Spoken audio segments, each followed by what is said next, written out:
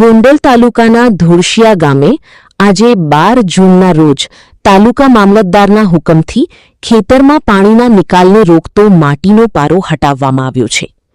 ગોંડલ તાલુકા મામલતદાર staff, ગામના સરપંચ અશ્વિનભાઈ ઠુમ્મર અને મૃતક ખેડૂતના પરિવારજનોની વિશેષ ઉપસ્થિતિમાં જેસીબીની મદદથી આ પાળી તોડીને પાણીનો નિકાલ ફરીથી શરૂ કરાવવાની કામગીરી હાથ ધરવામાં આવી હતી. ઉલ્લેખનીય છે કે જમીનમાંથી પાણીના નિકાલ જેવી સામાન્ય બાબતે ખેડૂતને પોતાનો જીવ ગુમાવવો પડ્યો હતો.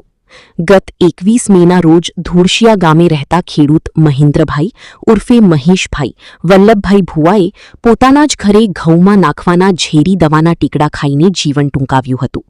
પાડોશીઓના સતત ત્રાસ અને ધમકીઓથી કંટાળીને તેમણે આ અંતિમ પગલું ભર્યું હતું.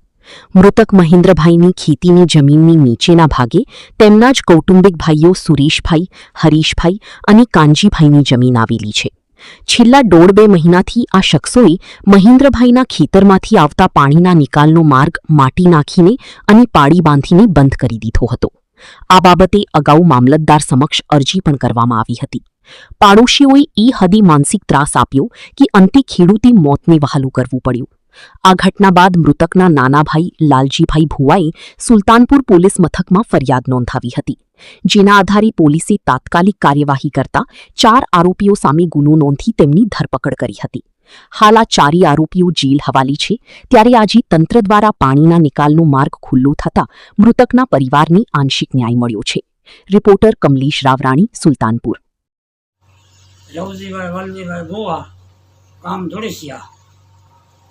ખેતીનો જે પ્રશ્ન હતો મહેન્દ્રભાઈ ક્યાં કરવાનો? મહેન્દ્રભાઈ વલ્લભભાઈ ભુવા એને પાણીનો પ્રશ્ન હતો ને, પાણી આડો હવાવાળે આડો પાળો બાંધી પાણીના ભરાણું એટલે તારીખ 21/5/26 દવા પીને ગુજરી ગયા પાણી ભરવાના હિસાબે.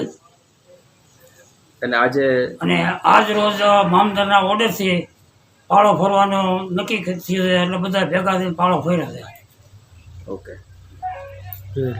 મારું નામ અશ્વિનભાઈ સગનભાઈ ઠુમ્મર, ધોળશિયા સરપંચ તેમજ તાલુકા ભાજપ પ્રમુખ ગોંડલ.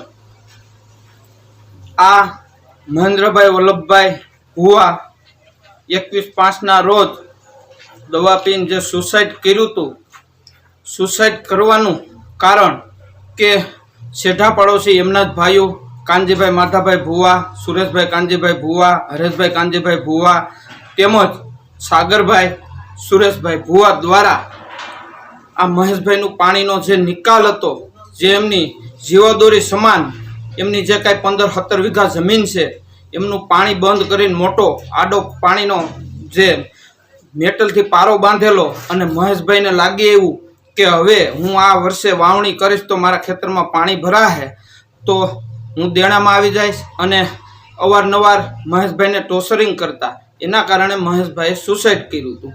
તો એના અનુસંધાને મહેશભાઈનું અમે સરકારમાં મહેશભાઈએ મને જે તે વખતે રજૂઆત કરી તો અમે મામલતદાર કોર્ટ કલમ 5માં પાણી નિકાલ માટેનો દાવો કર્યો. જે દાવો કર્યો ત્રીજા દિવસે સાહેબ દ્વારા મામલતદાર સાહેબ દ્વારા રોજકામ કરી અને મહેશભાઈનું વહેલી તકે પાણીનો નિકાલ થાય એવા પ્રયત્ન કરવામાં આવ્યા હતા. પણ મહેશભાઈને પાછું વાળીએ કાંઈક કોઈ કારણોસર માથાકૂટ થઈ તો મહેશભાઈએ સુસાઇડ કર્યું, જેથી કરી આજરોજ મામલતદાર દ્વારા અને અમારા ગોંડલના ધારાસભ્ય શ્રી ગીતાબા જયરાજસિંહ જાડેજા તેમજ ગણેશભાઈના પુણે નીતિથી મામલતદારશ્રીને સૂચના આપવામાં આવી કે આનું તાત્કાલિકના ધોરણે નિકાલ કરો, જેથી કરીને આજ મામલતદાર સાહેબ તેમજ પોલીસ પ્રશાસન તેમજ ગ્રામજનોની વિશેષ ઉપસ્થિતિમાં આ પારાનો દૂર કરી અને મહેશભાઈના ખેતરનું જે પાણીનો નિકાલ છે એ કાયમિક માટે નિકાલ થઈ જાય અને મહેશભાઈ અને એમના પરિવારને, મહેશભાઈ તો આજ અમારી વચ્ચે નથી તો ખૂબ દુઃખ છે કે ભાઈ આવી ઘટના ન બને, એના માટે આ ગ્રામજનો સાથે મળી અને પારો દૂર કરવામાં આવ્યો છે. અને એમાં મામલતદાર સાહેબ, ગોંડલના ધારાસભ્ય કે ગણેશભાઈ હોય કે પોલીસ પ્રશાસન હોય એમનો પૂરો સહયોગ છે, જેથી કરીને આવા બનાવ આ ગામમાં નહીં પણ કોઈ ગામમાં ન બને એવા પ્રયત્ન કરવામાં આવ્યા છે.